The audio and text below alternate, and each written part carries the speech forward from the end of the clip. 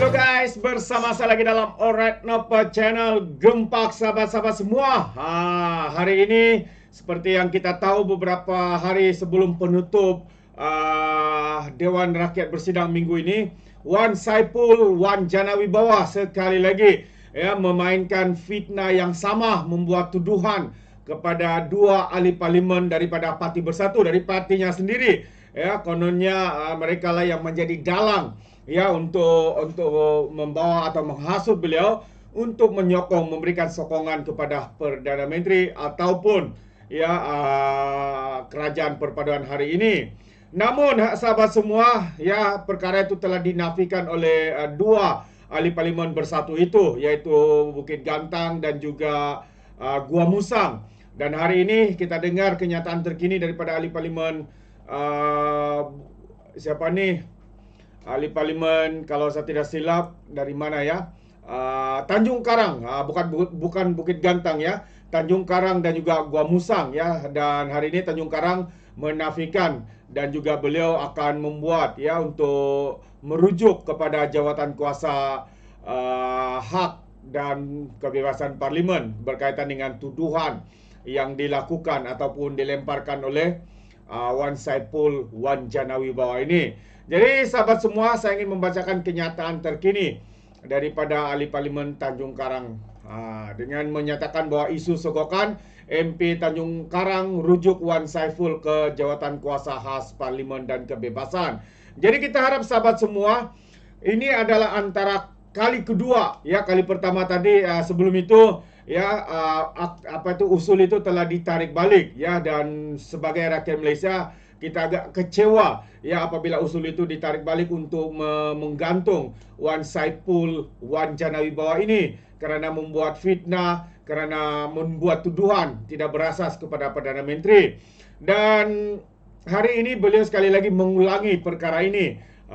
Dan ahli parlimen Tanjung Karang pula, iaitu Dr. Zulkifli Hanafi, telah menfailkan usul bagi merujuk ahli parlimen Tasik Gelugur Datuk Wan Saiful Wan Jan ke jawatan kuasa hak dan kebebasan parlimen.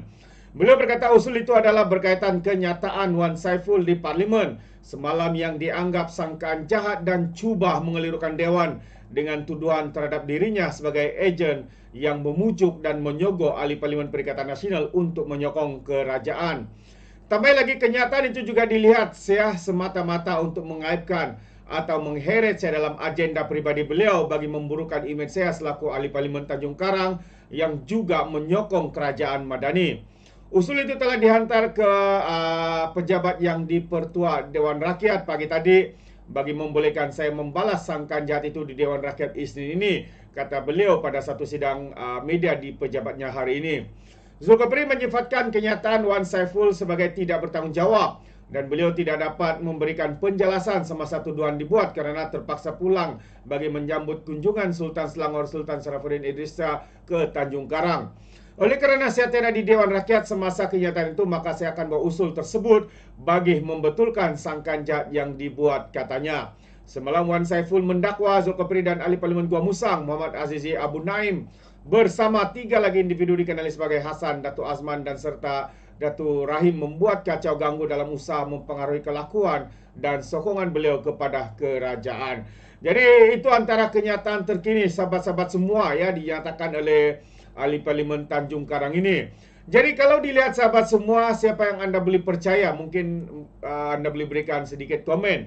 Sebab kita tahu sebelum ini sejarah menyatakan bahawa Wan Saiful Wan Janawibawa ini telah pun membuat tuduhan dan telah menarik isu yang sama sebenarnya apabila beliau membuat tuduhan kepada Perdana Menteri, dan hari ini beliau pula membuat tuduhan kepada ahli parlimen. Jadi kita harap kalau hari ini usul ini diterima, kita harap Speaker Dewan Rakyat tidak lagi atau harus bertegas supaya tidak menerima permohonan maaf sekiranya ahli parlimen daripada Tasik Gelugur ini memohon maaf atas fitnah yang dilakukannya semasa ataupun ketika beliau menfitnah Perdana Menteri kita, Datuk Seri Anwar Ibrahim. Jadi kalau boleh bukan gantung 6 bulan saja, tapi gantung selama 12 bulan, iaitu 1 tahun. kerana menfitnah, membuat tuduhan yang tidak berasas. Itu antara kenyataan ya daripada ahli parlimen Gua Musang dan juga Tanjung Karang. Jadi apa pandangan anda sahabat semua? Anda boleh berikan komen dalam ruangan komen. Dan satu lagi yang menarik saya kongsikan bersama dengan anda sahabat semua adalah kenyataan terkini ya daripada Senator Dr. Mujahid Rawah. Katanya persepsi Islam terancam, PAS untuk sensasikan isu. Itu antara kenyataan beliau.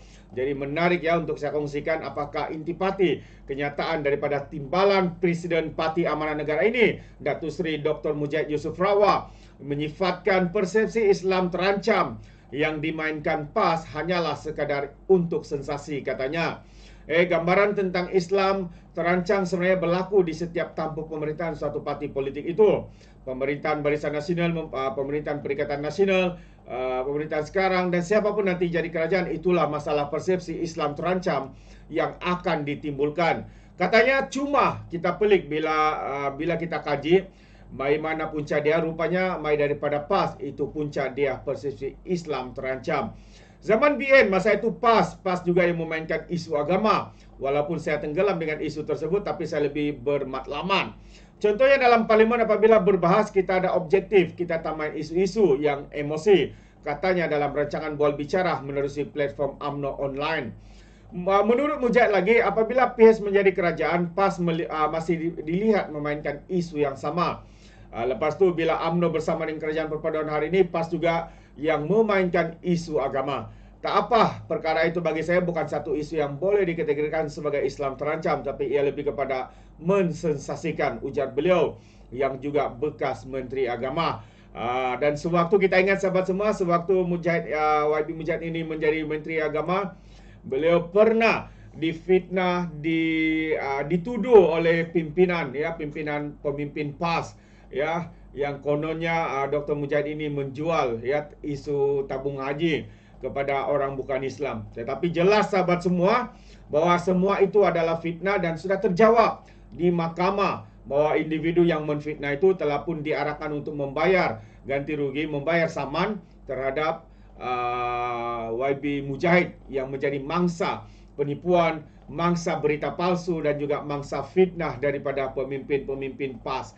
Jadi itu salah satu bukti lagi sahabat semua bahwa PAS ini bukan saja ya menunggang segala isu sensasi seperti bangsa agama dan juga raja-raja, tetapi juga ya mereka menunggang isu-isu fitnah, politik sempit, politik fitnah, politik menghasut dan sebagainya, seperti mana yang dinyatakan ataupun dibuat oleh pemimpin ustaz-ustaz ularmak daripada parti PAS ini. Ini yang amat memalukan dan memilukan kita sahabat-sahabat semua. Ya, mereka yang berjerban, berserban, pakai baju putih dan sebagainya, dianggap sebagai ulama, tapi kelakuan dan kenyataan mereka itu tidak menunjukkan siapakah diri mereka sebenar. Itu pandangan saya sahabat semua.